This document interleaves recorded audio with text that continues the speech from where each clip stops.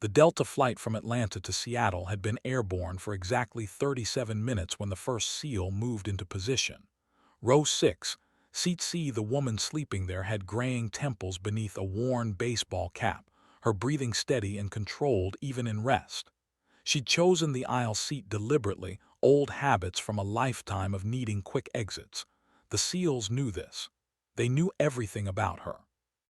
Lieutenant Commander Jake Morrison stood frozen in the aisle, his hand halfway to his earpiece, staring at the small pin on her jacket collar. The other passengers hadn't noticed the four men converging on her position, hadn't registered the subtle hand signals or the way they'd systematically blocked every escape route.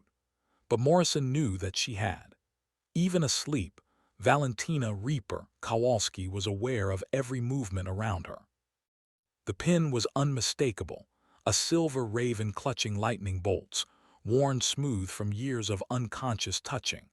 Only 12 people in the history of American military aviation had earned that insignia. Morrison's throat went dry.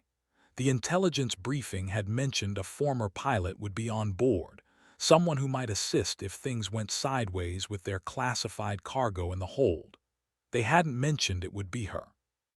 Kowalski's eyes opened slowly, focusing immediately on Morrison's chest where his concealed sidearm created an imperceptible bulge beneath his civilian clothes. She didn't move, didn't even shift her breathing pattern.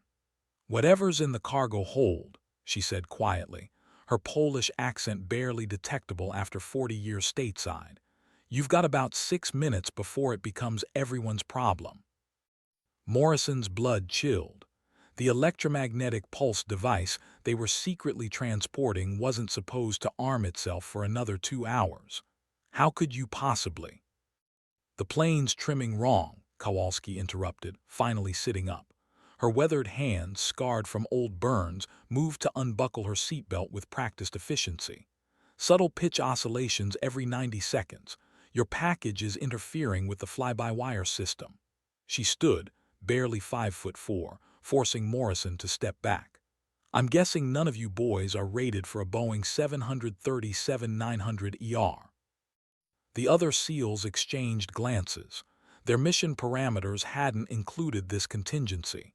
Kowalski moved past them toward the cockpit, her gait slightly uneven, an old injury they hadn't known about. "Ma'am," Morrison started, "you can't." She turned, and for the first time in his decorated career, Morrison understood why enemy pilots had named her Reaper. It wasn't about death. It was about inevitability. "Son, I've landed F-16s with half a wing missing and brought home crews that everyone else wrote off. You can either arrest a 63-year-old grandmother, or you can let me save everyone on this plane." She paused at the cockpit door. "Including whatever asset you're protecting down below." The choice hung in the air like a challenge, while the aircraft's barely perceptible tremor grew worse. 10 years earlier, Kowalski had stood in a Pentagon briefing room, watching senior officers dismiss her tactical assessments with polite condescension. They saw the gray hair, the slight frame, the quiet demeanor, and assumed she was past her prime. They hadn't bothered to read her full service record, the classified parts that detailed operations over Kosovo, Iraq, and places that still didn't officially exist. The same dismissiveness that had forced her into early retirement now flickered across Morrison's face, warring with his recognition of that pin.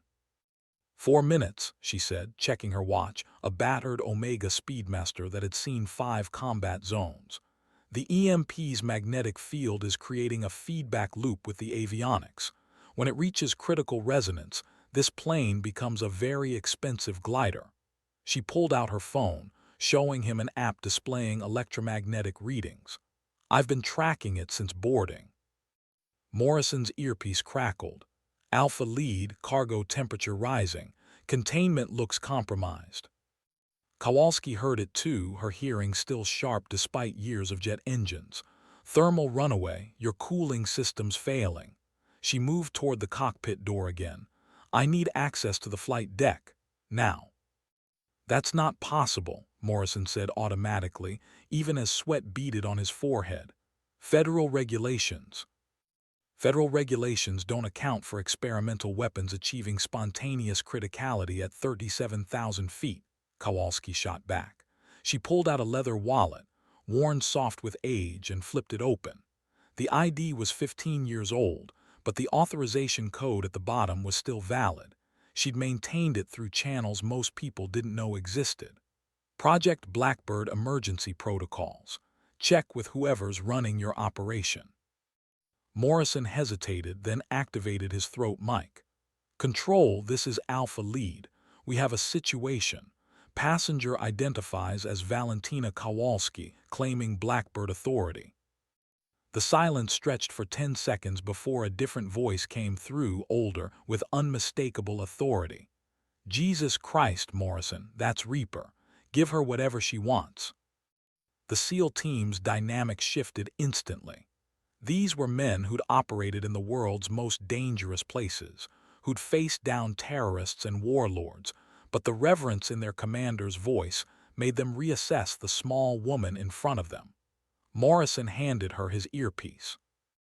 General Blackwood, Kowalski said, recognizing the voice. Been a while. Val, what the hell are you doing on that flight?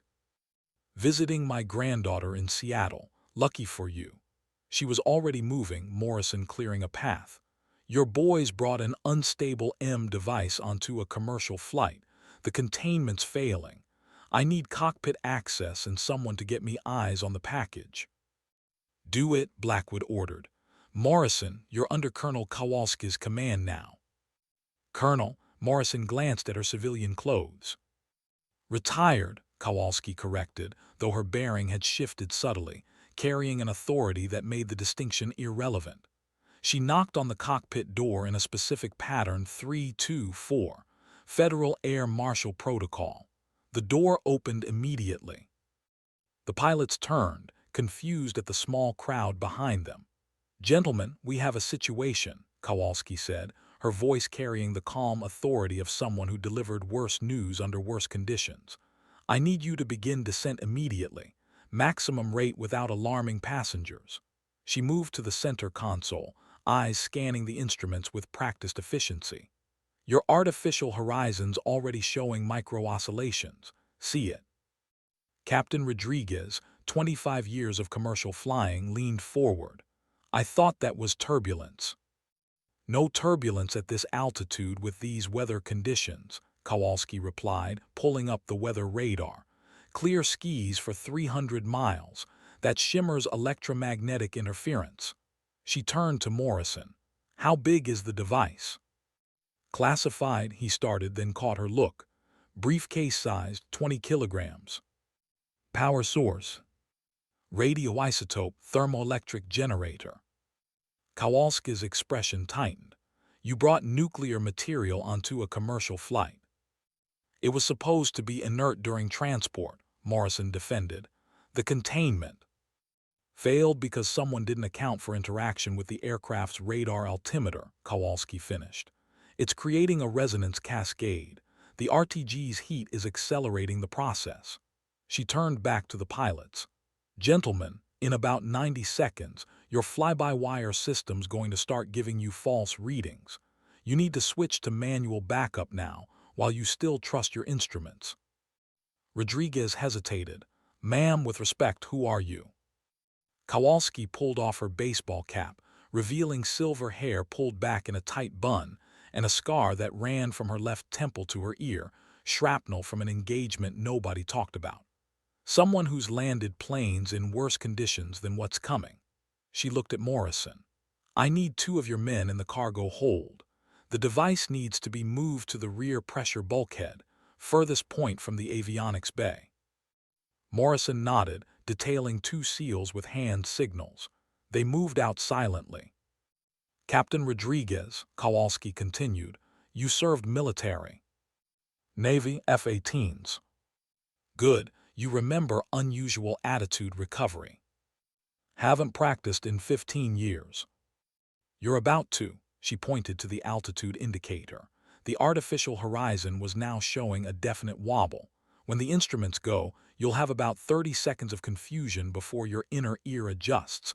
Trust your physical senses, not the gauges. She pulled out her phone again, opening an app. I'm uploading GPS coordinates to your backup navigation. There's a military airfield 40 miles north. Runway's long enough and they'll be expecting us. How Morrison started. I called them while you were debating whether to trust me, Kowalski replied. Old friends, they're clearing airspace now. Her phone buzzed. That's your men. Package is relocated but heating up. We've bought ourselves maybe 10 minutes. The plane suddenly lurched, a subtle shift that passengers would attribute to turbulence but Kowalski recognized as the first stage of system failure. The primary flight display flickered, numbers jumping erratically before stabilizing. Now, Captain, Kowalski said calmly, initiate descent, 3,000 feet per minute. Tell passengers we're avoiding weather. Rodriguez switched to manual control, his hands steady on the yoke despite the sweat on his forehead. The co-pilot was already on the intercom, his voice professionally calm as he delivered the cover story. Kowalski watched the instruments, her mind calculating variables with the same precision that had kept her alive through 30 years of military aviation. Morrison, your device, is it prototype or production? Prototype first field test. Who designed it? Classified. She turned, fixing him with a stare that had made generals reconsider their orders. Someone who didn't understand electromagnetic propagation in pressurized environments. Was it synthesis defense systems? Morrison's surprise was answer enough. Thought so, they bid on a project I consulted for in '09, same flawed resonance calculations. She turned back to the instruments. Captain, reduce speed to 220 knots. We need to minimize vibration. The altitude indicator showed them passing through 28,000 feet. Outside, the clear morning sky gave no hint of the crisis unfolding. Passengers continued reading, sleeping, unaware that their lives hung on the decisions being made in the cockpit. Colonel, Morrison's earpiece crackled. He'd given her his primary while he used backup. Package temperature critical, emission levels spiking. Kowalski closed her eyes, visualizing the aircraft's systems, the electromagnetic fields, the interference patterns.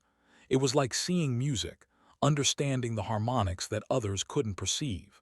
Tell them to wrap it in emergency blankets, the metallic ones from the medical kit. Create a Faraday cage.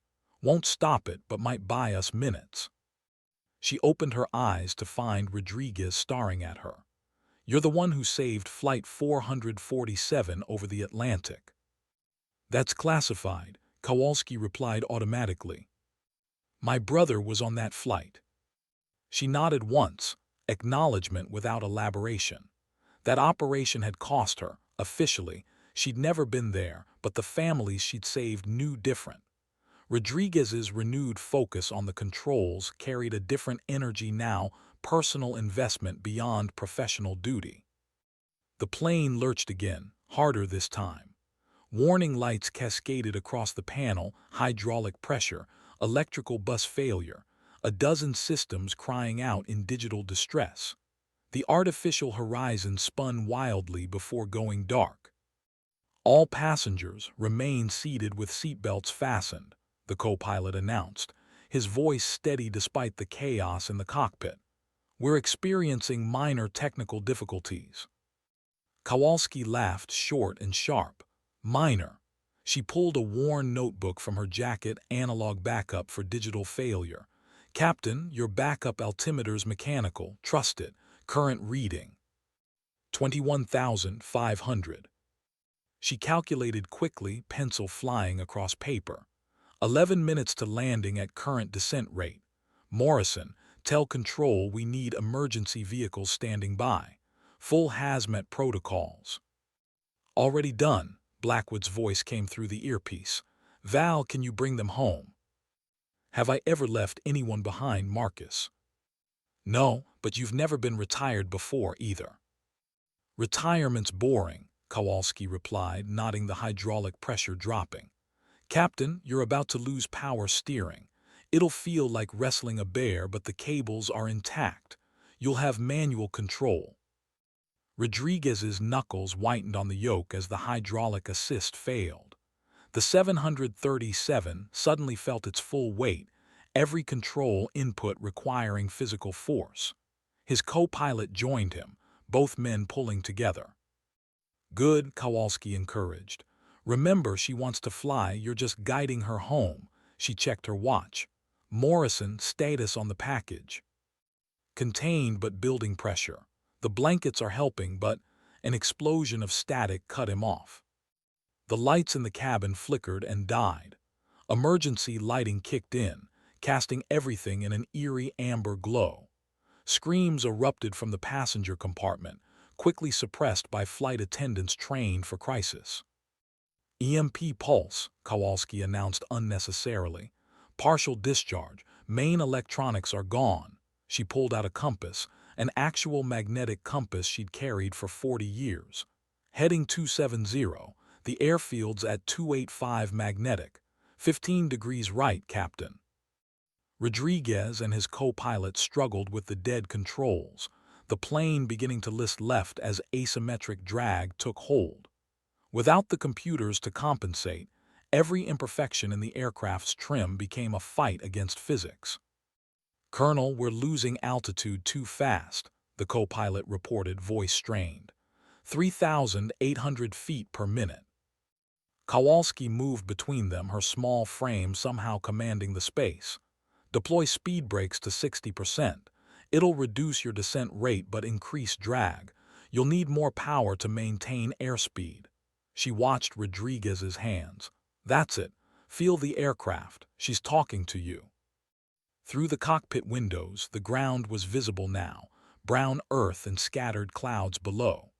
The military airfield should be visible soon, if they were on course, if the calculations were right, if a dozen other variables aligned. "There," the co-pilot pointed. A runway, impossibly distant but unmistakably real. Emergency vehicles lined its length, lights flashing in anticipation. 12 miles, Kowalski calculated instantly. Altitude. 15,000. "Too high, Captain, full speed brakes. We need to dump altitude without gaining too much velocity." She turned to Morrison, who'd appeared in the doorway. "The package." "Stable for now. The Faraday cage is holding, but the heat." "We'll breach in about 3 minutes," Kowalski finished. "Which is why we're landing in 2. Rodriguez looked at her, sweat streaming down his face. "That's impossible. We need at least." "Captain Rodriguez," Kowalski's voice cut through his protest with surgical precision. "I've landed an F-16 on a carrier deck in a typhoon. I've put a C-130 down on a dirt road in Afghanistan under fire. This is a luxury." She pointed to the runway, now clearly visible. "Gear down at 8,000, full flaps at 5. You're going to come in hot and high, but that runway's 14,000 feet of reinforced concrete. You could land the space shuttle on it." "Gears hydraulic," the co-pilot protested. "Without power." "Manual release." Kowalski was already moving, pulling open an access panel. "Haven't done this since flight school, have you?" She yanked the release handles in sequence. The landing gear dropped with a thunderous bang that sent new screams through the passenger cabin.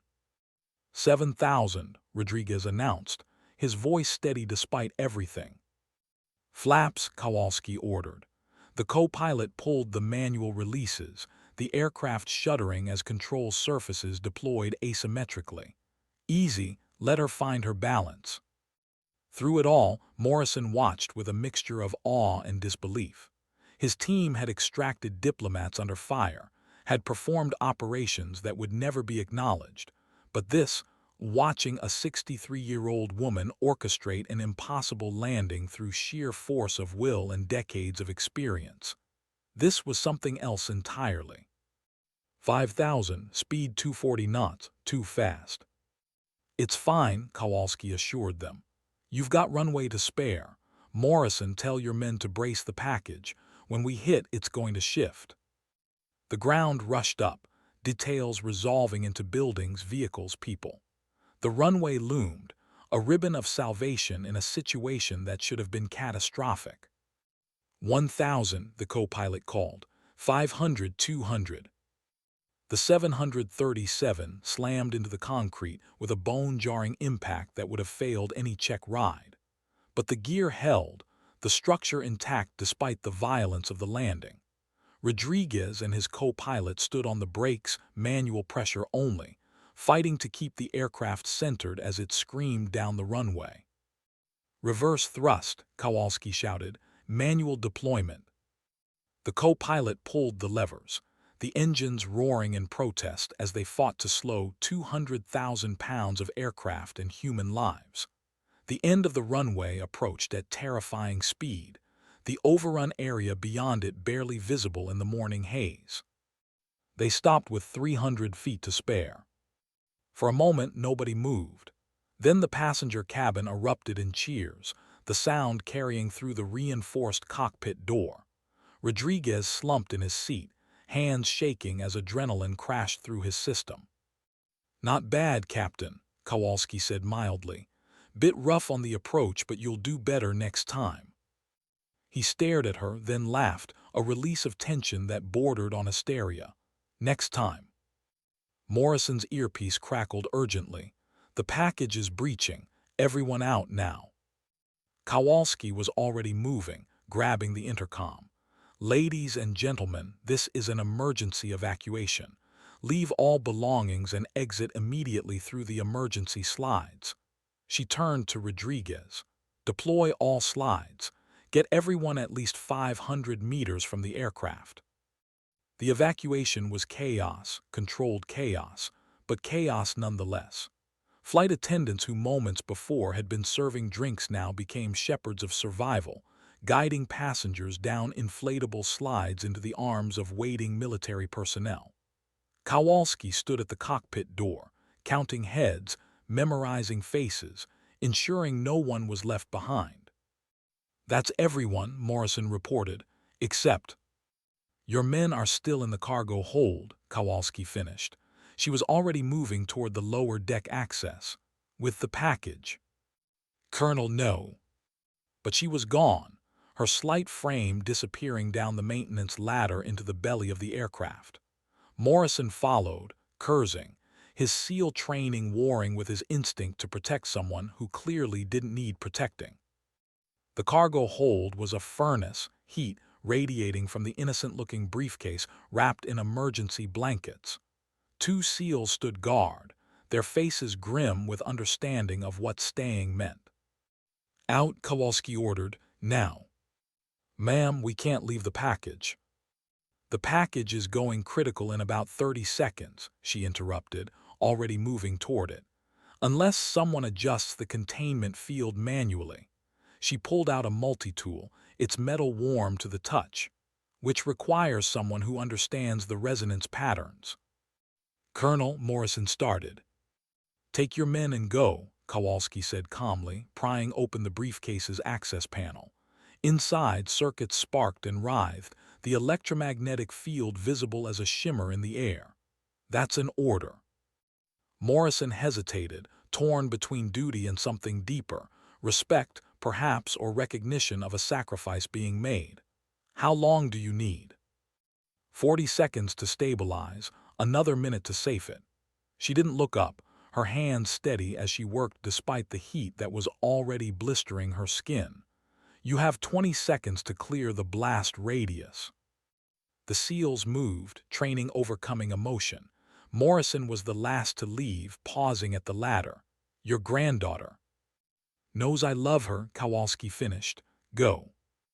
Alone in the cargo hold, Kowalski worked with the precision of a surgeon and the speed of a combat pilot. The device was elegant in its lethality, a masterpiece of destruction that someone had built without understanding the forces they were playing with. She could see the flaw now, the harmonic frequency that would tear the electromagnetic field apart and release enough energy to vaporize the aircraft and everything within a quarter mile. Her fingers flew across the circuits, redirecting power, creating new pathways for the energy to dissipate. The heat was overwhelming now, her vision blurring from more than just sweat. The scar on her temple throbbed, a reminder of another impossible situation, Another moment when everyone said she couldn't do what needed to be done. The field strength peaked, the air itself seeming to bend around the device. For a heartbeat, Kowalski thought she'd miscalculated, that 40 years of experience had finally failed her. Then the resonance broke, the frequency dropping to a manageable level as her modifications took hold. She sat back, breathing hard, her hands burned and shaking. The device hummed quietly now, contained, safe. Through the cargo hold windows, she could see emergency vehicles surrounding the aircraft, personnel in hazmat suits preparing to approach. Morrison found her there 5 minutes later, still sitting beside the device, her burned hands cradled in her lap. "Medics are coming," he said quietly. "It's stable," she replied, her voice hoarse. "Tell Synthesis Defense their math is wrong. Equation 17 needs a correction factor for pressurized environments." He helped her to her feet, nodding how she favored her left leg more than before. "That pin," he said, gesturing to the Raven insignia. "Project Blackbird. I thought that was just a legend." "Lots of things are legends," Kowalski replied. "Doesn't mean they're not true." As they emerged from the aircraft, the assembled military personnel straightened to attention. Someone had spread the word who she was, what she'd done, not just today but across decades of service that most of them could only imagine. Even the hazmat teams paused in their approach, acknowledging something that transcended rank or protocol. General Marcus Blackwood stood beside the mobile command unit, his weathered face showing a mixture of relief and something deeper. They'd served together when they were both young and foolish enough to think they were invincible. Now, gray-haired and scarred, they understood the weight of survival. "Val," he said simply. "Marcus." She accepted the blanket someone wrapped around her shoulders, wincing as it touched her burned hands. "Your boys did good, Morrison especially." Morrison started to protest that he'd done nothing, but Blackwood silenced him with a look. "Debrief in an hour. Get her to medical first." "I'm fine," Kowalski said automatically. "That's an order, Colonel." She smiled slightly, still pulling rank after all these years. "Someone has to keep you from killing yourself for the greater good." The medics led her to an ambulance, Morrison trailing behind. As they treated her burns, he finally asked the question that had been burning in him since he'd seen the pin. "Why Reaper?" Kowalski was quiet for so long he thought she wouldn't answer. Then, staring at her bandaged hands, she spoke. "First combat mission, Kosovo, 1999. Lost my wingman to a SAM. Spent the next 6 hours alone in enemy airspace, completing his mission and mine.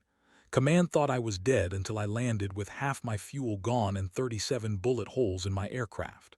She looked up at him. "The Serbian pilots who survived started calling me Kosach, Reaper. Not because I brought death, but because I always came back, no matter what." "And your wingman?"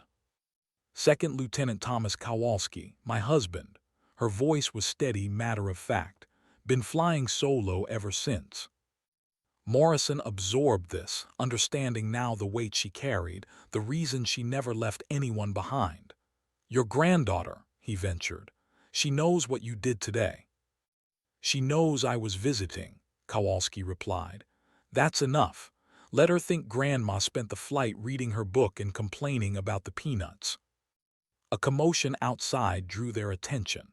Through the ambulance windows, they could see passengers being interviewed by security personnel, their voices carrying on the wind.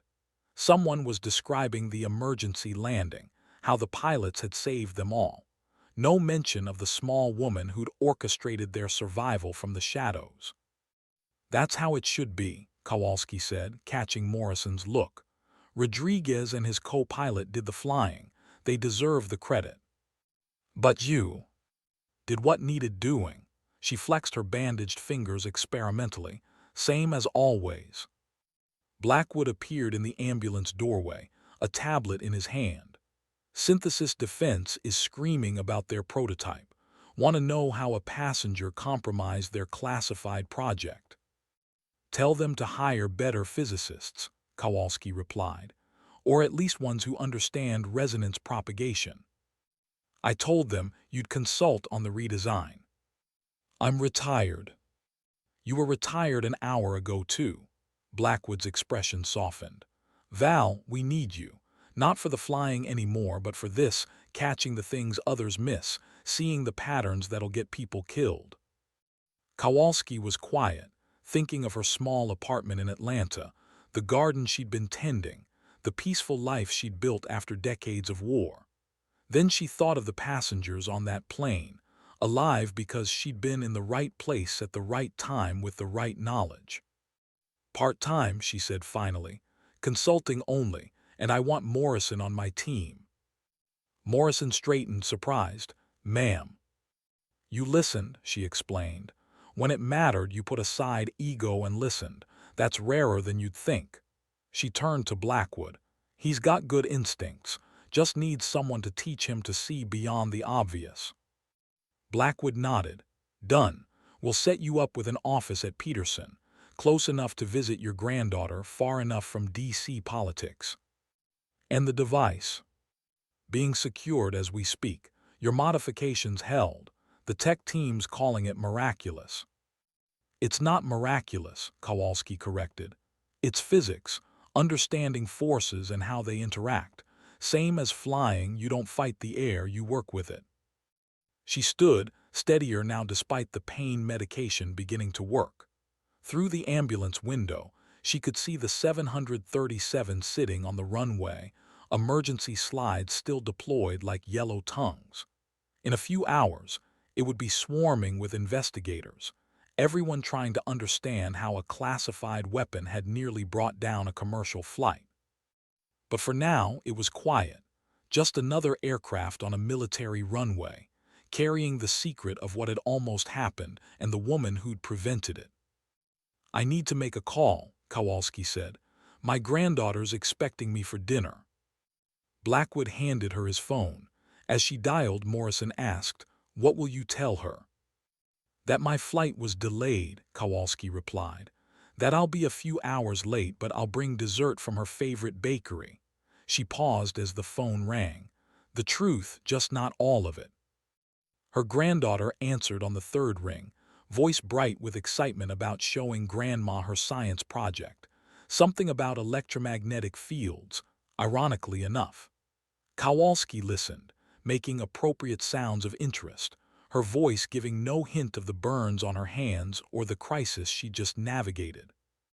When she hung up, Morrison was staring at her with something approaching awe. How do you do that?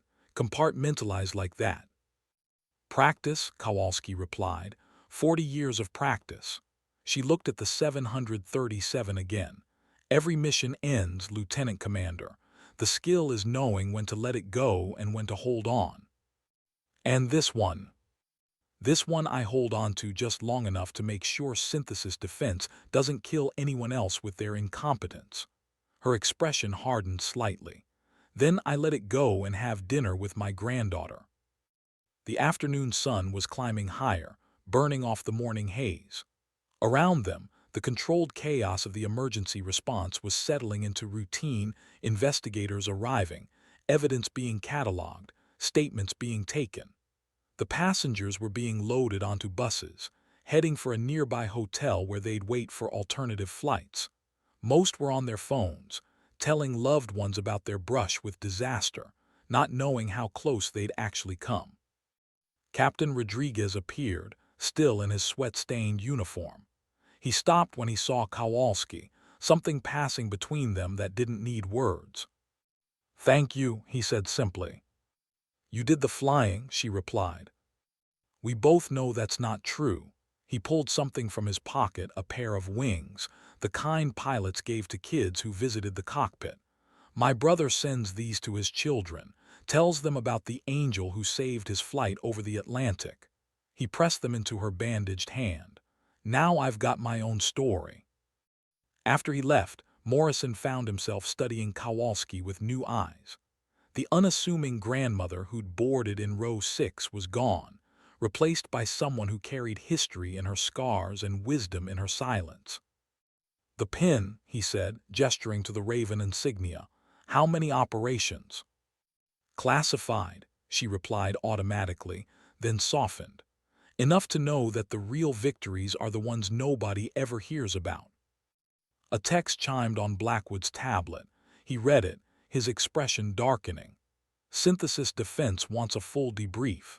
They're claiming the device performed as designed, that any failure was user error. Kowalski laughed, sharp and bitter. User error, right. She stood, steadying herself against the ambulance wall. Set up the meeting. I'll need their design specifications, test data, and whoever signed off on the field trial. Val, you don't have to. 237 people, she interrupted.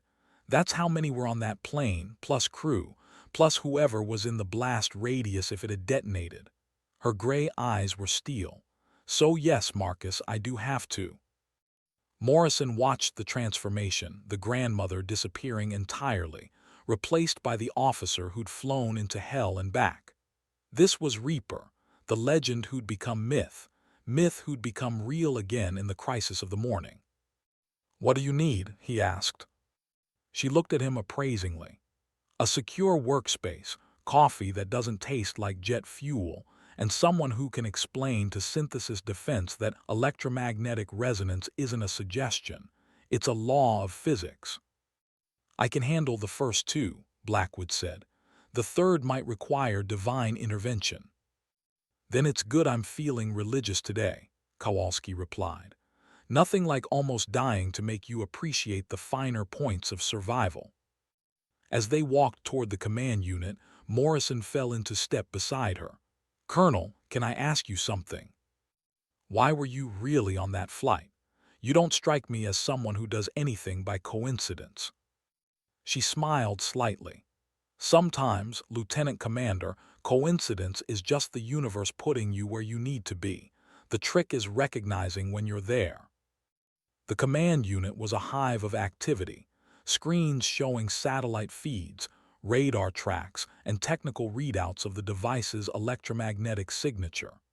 Technicians looked up as they entered, recognition flickering across faces as they realized who she was. Attention on deck, someone called, but Kowalski waved them down. As you were, we've got work to do. She moved to the central display, eyes taking in the data with practiced efficiency.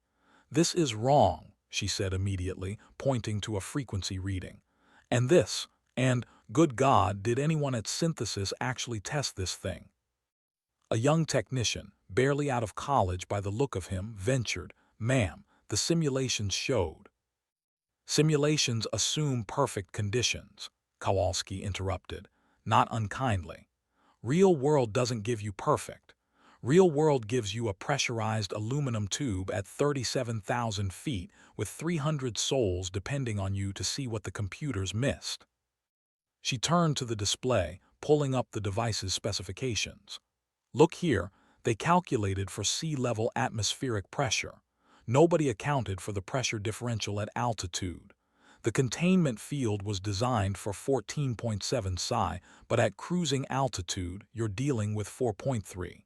That variance created the resonance cascade. The room was silent, everyone absorbing the implications. Morrison spoke first, so it was never going to work as designed. Oh, it would work fine, Kowalski replied. On the ground, in a controlled environment, but the moment you took it airborne, she shrugged. Physics doesn't care about your design intentions. Blackwood's phone rang. He listened, his expression grim. Synthesis CEO's on his way, wants to speak with whoever compromised their prototype. Compromised? Kowalski's voice was dangerously quiet. I stabilized their prototype. There's a difference. An hour later, the conference room was tense with barely contained animosity. Gerald Hoffman, Synthesis Defense Systems CEO, sat across from Kowalski, his legal team flanking him like bodyguards. He was everything she'd expected, expensive suit, calculated arrogance, the kind of man who'd never been in a cockpit.